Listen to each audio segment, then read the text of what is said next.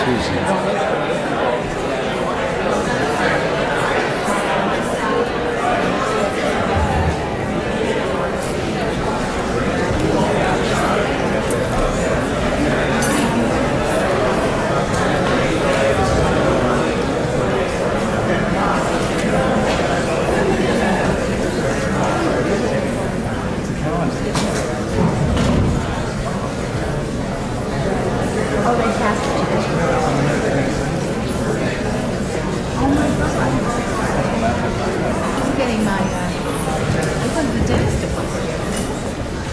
You'd rather be at the dentist?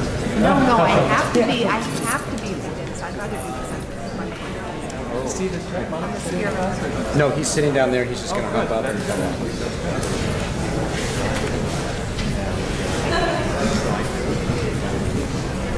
Hello. Thanks for joining us.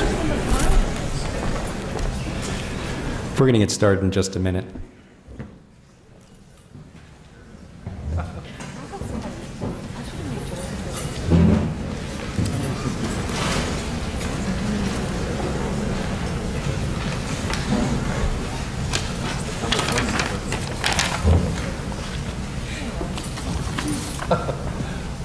You can still talk amongst yourselves. Oh, yeah, it's because there's not going to be much back and forth. We ready? I think we're ready. Are we ready? Okay, let's do this. Good evening. I'm Stephen Andipit. I'm going to be the moderator this evening, and I'd like to thank you all for being here. I'm going to first talk about how this is all structured, and we're going to go through a series of short presentations, and then a break. There's still more delicious food and drink out there, and then we'll come back for the second half of the show.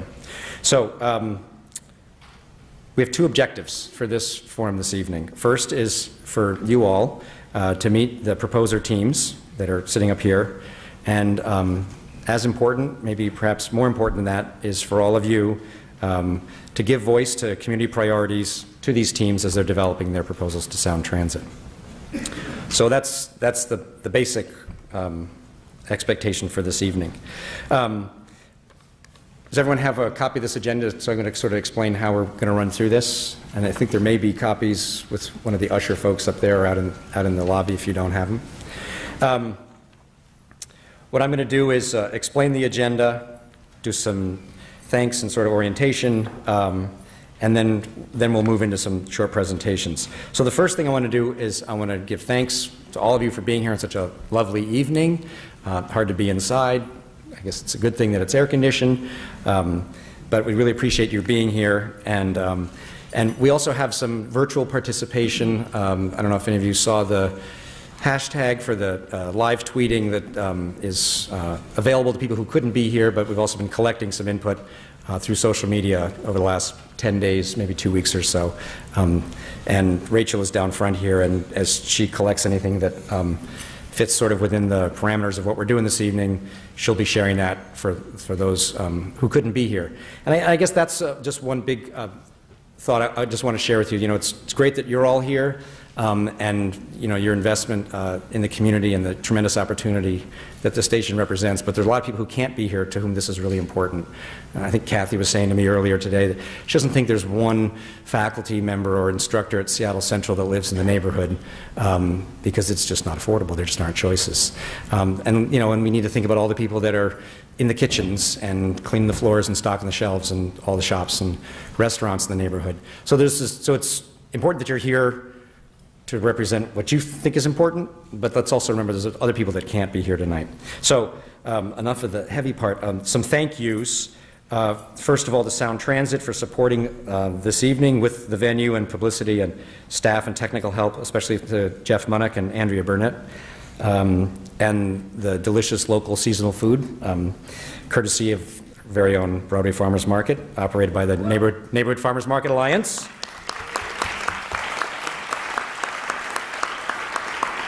With a little extra put in the pot by the Capitol Hill Community Council to support them providing the refreshments and snacks. Also, thanks in particular to the Capitol Hill Champion, so an all-volunteer venture of the Capitol Hill Chamber of Commerce and Capitol Hill Community Council. And in the past year, the outreach work has benefited from funding from a Resources, the Growing Transit Communities Equity Network, and Neighborhood Small and Simple grant from the City of Seattle. Also another special thanks to the City of Seattle for supporting the Urban Design Framework work through Vanessa Murdoch. And of course a shout out to all the volunteers, especially the Champion Task Team that's been working since last fall on defining and producing this event. So thank you. And in particular, I'd like to name Mel Burchett and Mike and the extraordinary production job that they've done in coordinating the events and producing the visuals, which are the boards downstairs and the collecting all of that from everyone else. Okay, so the way this is going to roll, I'm Stephen, and then quickly we're going to have Jeff Munnick from Sound Transit's going to talk, and then we're going to get some framework background information from Michael Wells and Kathy Hillenbrand. Then we're having 3-minute short presentations by all the lovely people who are sitting up here. And I will try to hold them to be timely with their remarks. And then we'll have a break, and the purpose of the break is for you all to get up and stretch your legs, but also for you to mingle a little bit, get a little nosh, have something to sip, and kind of break down that barrier there. After the break, we come back in here, and it's going to be an interesting kind of input format with comments and concerns about priorities that you all can represent to the developer proposers. It's not a Q&A, and there are reasons for that that are incredibly arcane and have to do with sound transit and real estate procurement and RFP and blah, blah, blah. So it was not a Q&A. You Jeopardy, okay? The phrase nothing as a question. And I would really like for us to get done by the 8:15 that we're hoping for here. So, with no further ado, Jeff Munnick from Sound Transit. Thank you. Welcome and thank you for coming tonight. As Stephen mentioned, my name is Jeff Munnick. I'm the Director of Community Outreach for Sound Transit. Tonight we're going to turn the typical format of a public meeting on its head. Typically when you come to one of these things, people on the stage have the information and the people in the audience need that information and they have questions they want answered. Well, tonight the roles are reversed. You guys are the local experts tonight and you have the information that these folks need to do their job and they have questions they would like you to help answer. I think it's going to be an interesting twist on a meeting and I think it's going to be a lot of fun. Over the past decade, Sound Transit, the city, and the community have been engaged in a conversation about what kind of development we'd like to see above the Capitol Hill station. Out of that conversation, we've seen a number of clear community priorities develop. Those priorities have been incorporated into the decision-making process for how we decide what proposals go on top of the site. Through the tools like the community development plan, the development agreement with the city, and the scoring method that we're using in the RFQ, I'm confident that we're going to see proposals that deliver on the community priorities that you guys have asked for. Now, in order for Sound Transit to maintain a competitive and fair process, we need to insist on some boundaries tonight, which Stephen referred to. Tonight is not an opportunity to talk about the RFP or the scoring process. The RFP has been written, the scoring process has been developed, and we're going to not talk or discuss about that with anybody until we release that to both the developers and the public. Sound Transit ultimately is the one making the decision and reviewing the proposals about which developer will be chosen. However, that doesn't mean that there isn't a lot of opportunity for you guys to affect the ultimate outcome on these sites. These guys need your help. They cannot succeed without incorporating community priorities into their proposals. And that's where you come in. Tonight is an opportunity for you guys to help them figure out how they can do that. It's also an opportunity for you guys to reinforce what your particular priorities are based on the comments you make. None of them have submitted or finalized a proposal yet. There is still a lot of opportunity for them to apply what they've learned tonight. And the ultimate goal here is for them to prepare the best proposals they can for the benefit of the community. We also hope that this is the start of a long conversation between the developers and the community that lasts throughout the development process. I'm really excited about tonight. I hope you are as well. With that, I'm going to hand it back over to Stephen. Thank you. Thanks, Jeff. And next we're going to move to Michael Wells. That's me. And I'm going to take your seat for a moment. Okay.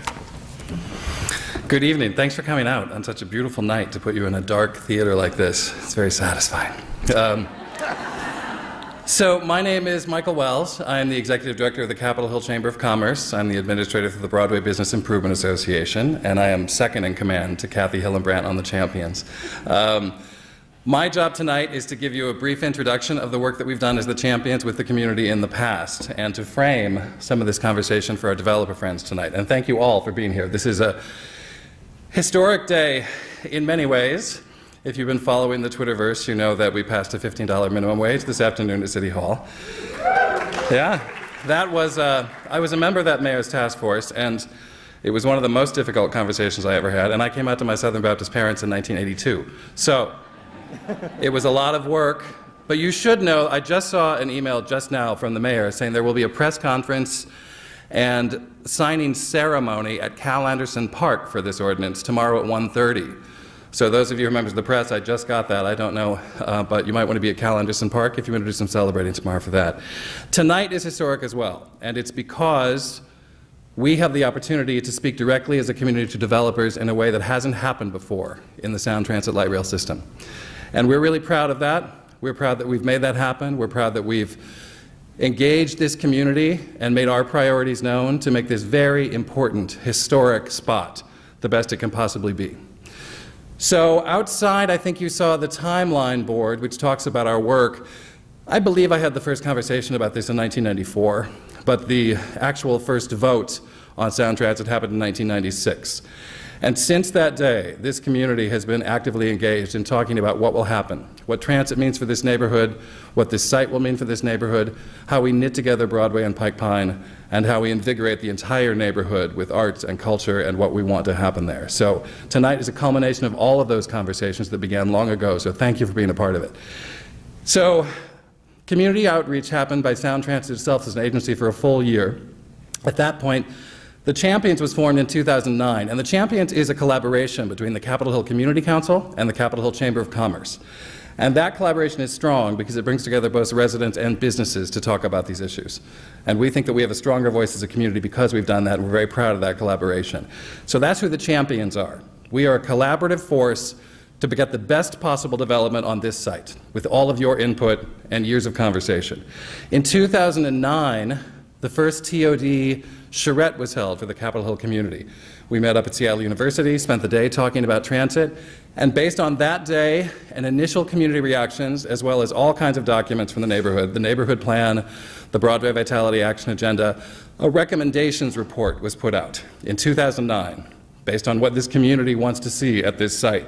Now, the amazing thing is that recommendations report doesn't look all that different from what we're looking at today. This community has been remarkably consistent about what they want to see at this site. Then in 2010, we began the urban design framework process, and that was a process led by the city, by the magnificent Vanessa Murdoch of Department of Planning and Development. The City of Seattle and Sound Transit with the Champions worked together, and the city created an urban design framework for this site specifically, which spoke to design guidelines to make this the best possible site we can have. In 2013, that was adopted.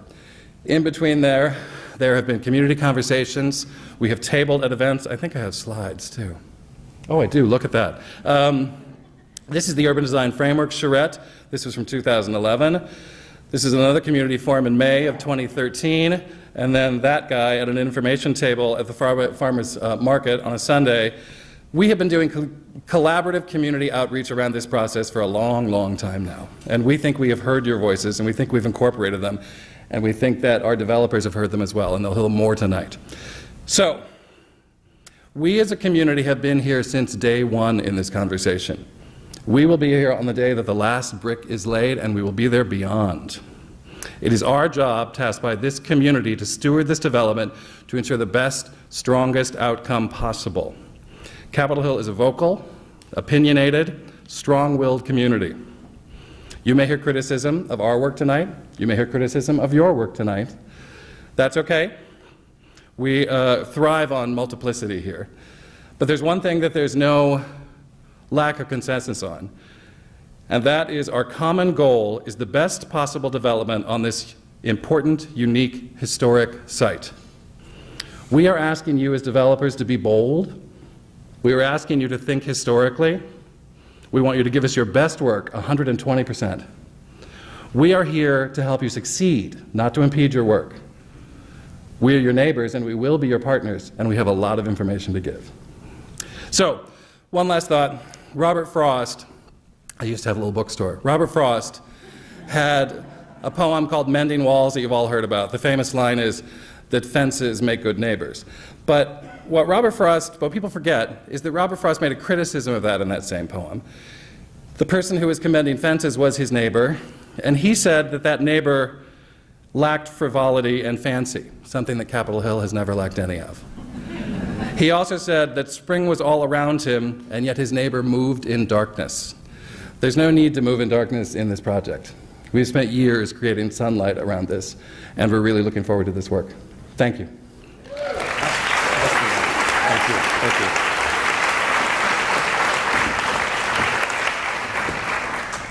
Kathy. Standing up, that's fine. And you okay with it? You gonna I'm push? fine with Okay. this. Yes, hi, I'm Kathy Hillenbrand, and I am the chair of the Capitol Hill Champions Steering Committee. And in yesterday's Seattle Times, John Talton, he's a business reporter for them, wrote a column calling on Seattle to be smart in the way we grow. He grew up in Phoenix, and he compared Phoenix and Seattle since 1950. In his article, he quotes Edward Abbey saying, "Growth for the sake of growth is the ideology of a cancer cell," and calls for Seattle to compete on growth in quality of life, not just quantity of units. Capitol Hill sits at the center of this debate in Seattle, and this community looks to the Sound Transit site to reestablish and hold the heart of our neighborhood as a diverse and creative place. Tonight's discussion is about our neighborhood goals that will be realized through Sound Transit's RFP evaluation criteria and through the design and development process itself. And I'm going to just say, we tried to arrange the stage so y'all could see the screen, but it was impossible, the logistics. So when the presentation, you're going to have to kind of squirt your seats around to look, and I apologize for the uncomfortable necks. The community's priorities have been established and consistent since the first concept level station area planning was completed in 2000. When we have deliberately chosen not to rank them against each other, our vision is for an integrated development where all parts contribute to the success of the whole. The best result on these sites will come through a deep relationship with this community as you design and develop the properties. There are many resources here in this room tonight, on our website, the Champions website, and in this neighborhood to help you shape your proposals. Tonight we want you, the proposing developers, to tell us where you need clarification, and I know some of you submitted questions in advance, some of you haven't. At the end of your 3 minutes, you can fit your questions in, and we will be transcribing them, and they will be up on the screen during the comment section. And the local experts, who are the community members in attendance tonight, are going to make specific comments on how you want to see these priorities implemented at the station. So first, we want the Broadway Farmers Market to be a long-term tenant of the plaza at a sustainable rent. The plaza will have to be designed to accommodate operational requirements of a market, but this is about our neighborhood farmers market operated by the Neighborhood Farmers Market Alliance. And Chris Curtis, who's the executive director of the Farmers Market Alliance, and Ivy Fox, who's our market manager, are here somewhere. I don't know where. There they are. They're there. And Tom Phillips, who's president of the board of the Farmers Market Alliance. And I want each one of you can make sure each of you meets these people. Housing diversity. There's been a strong community vision of a truly mixed income community at the station, with 50% of all units affordable permanently at a range of income levels. The development agreement negotiated by the city and Sound Transit has a historic mandate for inclusion of affordable housing on site. And I think so we have about 36% affordability determined by the development agreement. The community would like to see longer-term affordability in the set-aside units, in the market rate units, and or a greater percentage of units affordable. The Hill is undergoing dramatic change in the balance of our demographic with the current development boom. The community would like to see collaboration across the sites for the housing unit mix to fill in the gaps. We need family housing, senior housing, artist housing, diversity in housing types, and that actually has been a priority since before this development boom happened, and it's really becoming important now. For decades, Capitol Hill has been an accepting and creative hub in Seattle with a strong arts and LGBTQ identity. So the question is, how will this development reflect and support that identity? Ideally, you will build a community cultural center with a strong partner that is gay and/or arts focused, with flexible spaces available to the community for meetings and gatherings. In fact, the flexible spaces, the need for community meeting space has been a consistent thread throughout this. There is a minimum set of requirements the community sees on our developer portal just for meeting rooms, whatever they're a part of. If other pieces of the reflecting the community identity would be authentic programming of public spaces and authentic tenanting of commercial spaces. Currently, there are, I've got a couple people in the audience.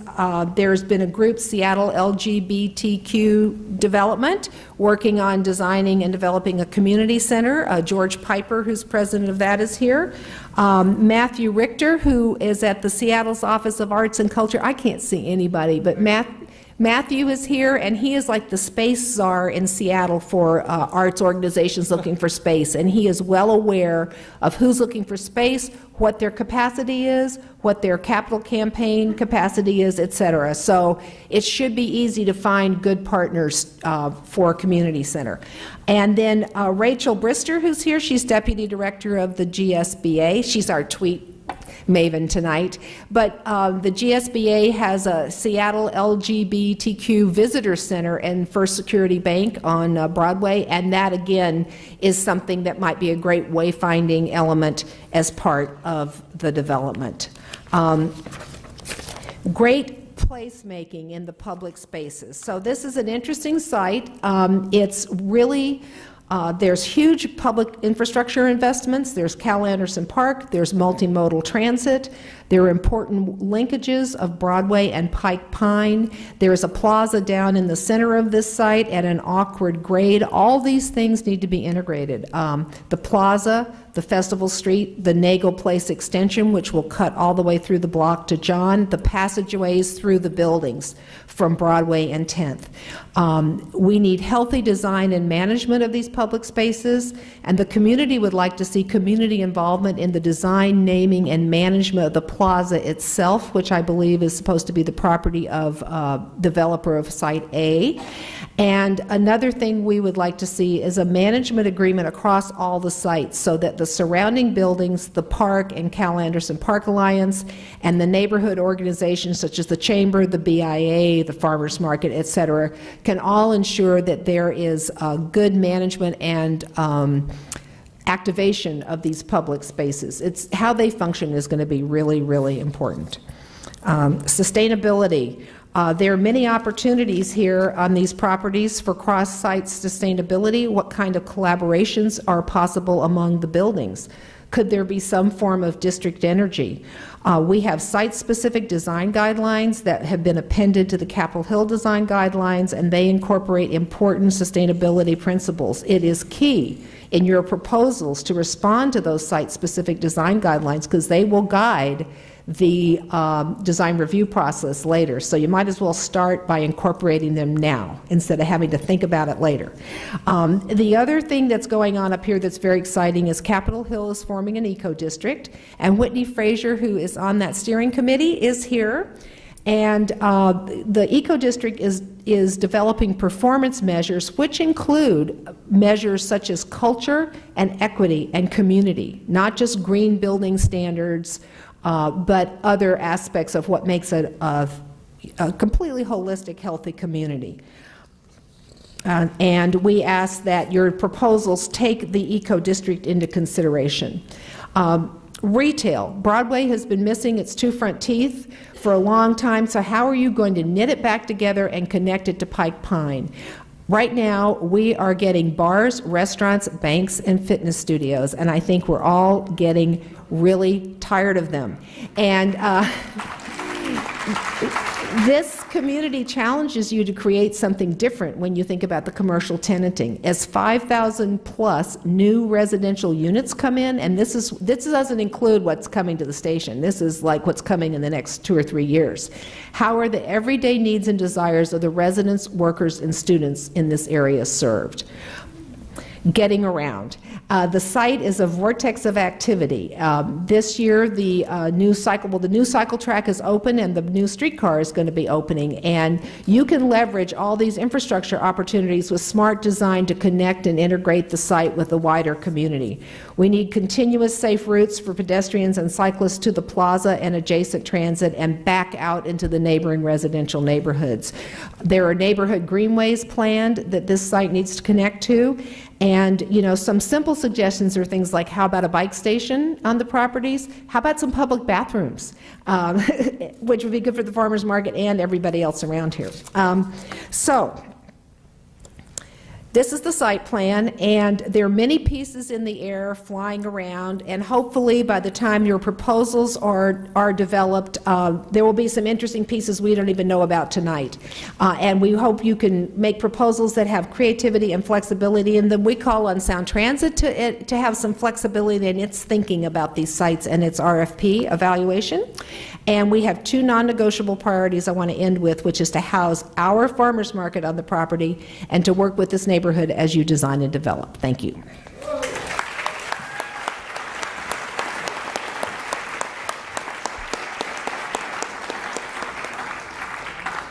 Thank you, Kathy. So we're just about to start transitioning to the presentations by the developer team here. 2 things first. You'll see on the back of the agenda at the bottom the hashtag Cap Hill Station. So those of you that can't wait to make your comments or feel like you may not make it till 7:40, throw that out right now, and Rachel's collecting that stuff. And the other thing is, just as Tori is getting ready to come up here because she's first, can we get a show of hands of everyone who has a green name tag that says local expert? Okay, so that's important for everyone up here to see who's here for you to learn from. Okay, Tori, it's yours. All right. Thanks. Thank you. I'm going to whip right past this slide because we're slightly misspelled. Bellwether Housing. That's, I guess, the question today. So, no worries, no worries. We know who we are. So I'm Tori Laughlin-Taylor. I'm the Deputy Director at Bellwether Housing. I just want to call out to our team here, Sarah Lewinton, our Executive Director, Susan Boyd, our Director of Real Estate Development, and Richard Liu, our Senior Housing Developer. It's great to be able to hear your shared aspirations for how the community will be enhanced by the development of these sites. One of the trickiest parts of community engagement early in a project is always how to engage constructively and equitably across the stakeholder groups. So the coming together of Capitol Hill Champions is incredible foundational work that we have to build on, which is wonderful. Thank you. We've prepared these slides to respond specifically to your questions, knowing that they will be posted for publication and trying to get a lot of information in there. Rest assured, I will not be verbally dragging you through all of it. So we will use some pictures and images and a few words from our residents to do a communication as quickly as I can. 3 minutes isn't a lot of time. I'd like to focus right in on the most important thing in my estimation, which is values. The alignment of our values with your aspirations for the community will give the best assurance of success in this project. At Bellwether, we keep the organizational vision and values front and center when we're navigating challenging situations or decisions. They really help to frame the issue at hand and guide the right decision. So at our organization, the values are really wired in and get reinforced in our culture. And I believe you will find them very visible in our work. We don't have enough time to go into all the details, but I can give you a pretty good feel for us with some pictures and an example project of early design engagement with the community. And fortunately, we have a 34-year track record of developing and managing apartments all around you here to speak for us. Bellwether has 30 properties that we manage in Seattle, a total of about 1,900 apartments and about 3,200 residents at any point in time. Our buildings are in urbanized areas around the city, with the majority in the urban center neighborhoods where we began. Downtown, First Hill, Central District, and of course, Capitol Hill. By developing where we do in neighborhoods close to jobs and well-served by transit and services, we assure that we deliver on our triple bottom line, which is creating a healthier community, economically, socially, and environmentally. So here's the key thing you need to know about nonprofits as developers, and that is that we're in it for the long haul. We expect to always own our buildings, and that informs every decision we make from the beginning of pre-development through our operations as a property manager. So we build in quality so our buildings will endure well. Because we manage our own buildings, we have a wonderful learning lab to work with. We learn from one project and incorporate that in the next. I'm sorry, yeah, here we go. This is multimedia coordination here, I apologize. It also informs how we engage in community issues as a property owner and why we maintain our buildings in excellent shape. If there are challenges or threats in a community, we're going to be a part of the solution because it affects the experience of our residents. Long-term sustainability and community strength are the key measures of our success. So every bellwether development involves community engagement, starting with outreach to community stakeholders during pre-development and continuing through the management of the building. When it's filled with residents, it naturally have a vested interest then in their neighborhood. The more engaged and focused the neighborhood, the more satisfying and productive the collaboration, for sure. So best to show, of course, by illustration. I only have time for one, and so I will choose Stoneway Apartments in Wallingford, which we completed in 2006, and I chose it because it illustrates a community collaborative resolution to a big design challenge for us. This is at the corner of Stoneway and 45th, and we needed to integrate a building that would be a gateway project per the recently, at that point, released design guidelines and neighborhood plan for the neighborhood of Wallingford. While also dealing with a transitional block immediately adjacent to single-family houses. So we felt this was a pretty good illustration of the kind of challenge that we have at Parcel B. We resolved a design solution that we think was quite effective, and the measure of which should be, of course, how well it works today for our residents and for the neighbors. And to speak to that, I'm just going to quote a resident there that I think speaks well to the issues we're talking about today. You could wrap up after your quote. Here's my wrap-up. Thank you. I just picked, there's a resident there who lives there with her disabled son and speaks just more powerfully than I ever could about what this means to her, living in a bellwether building. Living at Stoneway has been really good for us. I've come a long way. It's such a relief to have money left over after paying rent. We can actually afford to have fun. It's a kid-friendly building. The kids can play together in the backyard, and I've made many friends with my neighbors. Everyone recognizes me and my son with friendly greetings. One elderly couple in particular has made their way into my heart. They just happen to be connected to other friends of mine, and last Thanksgiving we all went to Vashon Island to share and give thanks with our mutual friends. That's what it's all about, right? Connecting with your neighbors, knowing and supporting each other, learning and teaching.